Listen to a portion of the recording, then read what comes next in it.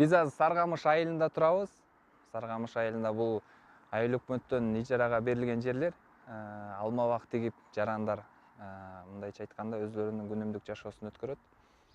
Анан бул жерлерге убактылуу гана вагон, контейнер коюп жашаганга уруксат берилет.